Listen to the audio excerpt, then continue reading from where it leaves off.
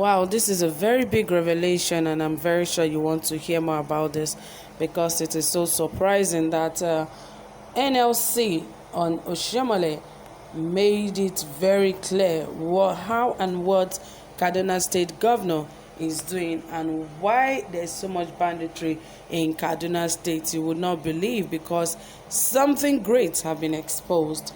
Anyway, guys, I'll bring you more details about all of this and why is this connected to the Nigeria Labour Congress, that is the NLC chairman. Yes, how is this connected and all of that? You know, it is really serious. But anyways, I'll bring more details to you. Yes, this is Saffron Media, and we are here to give you the best, the most trending, exciting, reliable, and authentic happenings in Nigeria, especially in the area of politics and many more. So stay tuned, relax, get the best, and enjoy the best from here. Yes, right here it says El-Rufai responsible for banditry killings in Kaduna State, NLC chairman Oshiomhole and others states. Yes, it says that the Nigeria Labour Congress, NLC, and the immediate past national chairman of the ruling All Progressive Congress, APC, Adams Oshiomhole, declared on Thursday that the governor of Kaduna State, Malam Nasir El-Rufai, is responsible for increased banditry, kidnapping, and all forms of insecurity in the state. According to him, speaking at the second Nigeria Labour Congress, NLC, National Peace and Security Summit in Abuja, President NLC, Comrade Ayuba Wabba, and Oshiomhole also drew a nexus between the activities of Governor El-Rufai, who they claimed have sacked over 29,000 workers in the state from the year 2016 till date. While emphasizing the causes of insecurity, Comrade Wabba said the political leaders should be ready to take responsibility for the actions they took while in office. The NLC president said there is a nexus between throwing workers out of their jobs and the resultant increase in unemployment and the rising wave of insecurity. The present high state of insecurity in Kaduna State has a lot to do with the penchant by the state government by throwing workers out of jobs. As we speak, from 2016 till date, over 29,000 workers have been thrown out of their jobs in Kaduna State. Also, tuition fees in Kaduna State have been increased by 100% and even more. What this means is that many children of the poor workers will not be able to attend good schools, while the children of the rich are sent to study outside the country. The implication is that these children who dropped out of school will now be used by bad elements to perpetuate insecurity in the country. Wabba called on the governor of Kaduna State to rescind the decision urgently, adding that the organized labor has already slated 5 days of withdrawal of services in Kaduna State. All services in all sectors, including banks, railway, air transport, and civil service, will be withdrawn completely. In the first stance, and where he does not show remorse and does not want to be called to order, Nigerian workers will follow up to withdraw their services nationwide, he added. In his speech, Comrade Oshiomhole alleged that over 35,000 workers recently sacked by the Kaduna State government have played a major role in contributing to the current security experience in the state.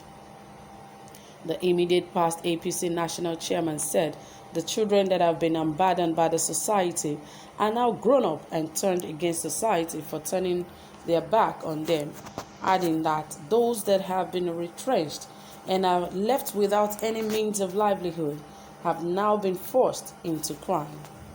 Oshiomhole said, "Who are the bandits?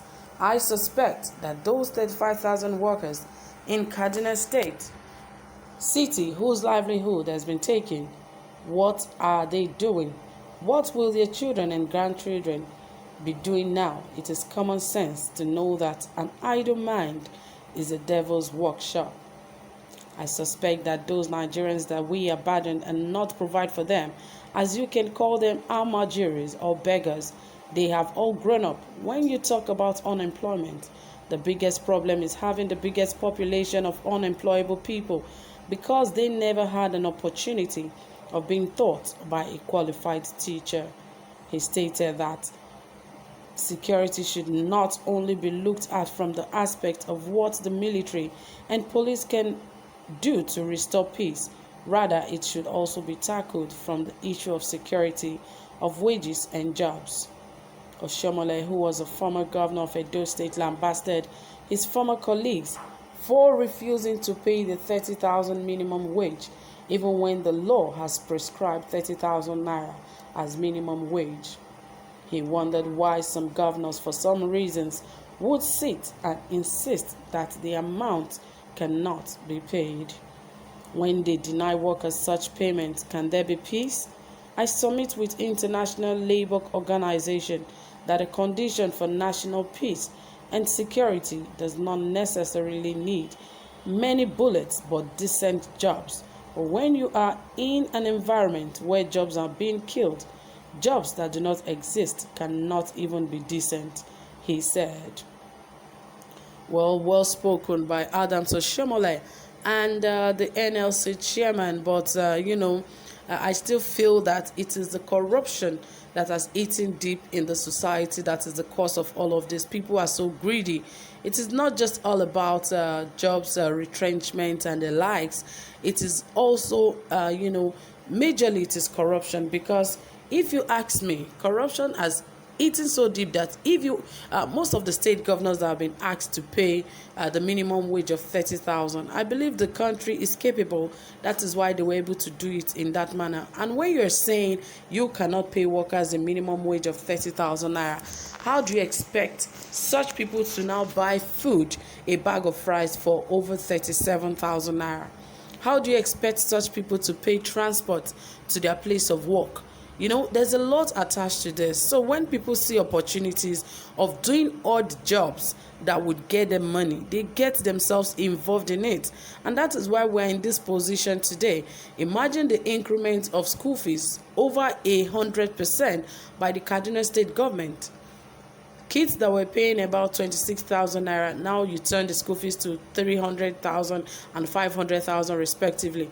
Some of the parents are entrenched that you were not able to pay their salaries. How do you expect such children to go to school? Now there'll be dropouts, and truly, like what Oshiomhole said, they would rather go for whatever will put food on their table. And like they said, the idle mind is the devil's workshop. So that is it, friends. Thank you so much for staying tuned. Whatever you have to say, please drop it in the comment section. I'll be waiting to hear from you, and also give this video a thumbs up. Do have a pleasant time. Bye for now.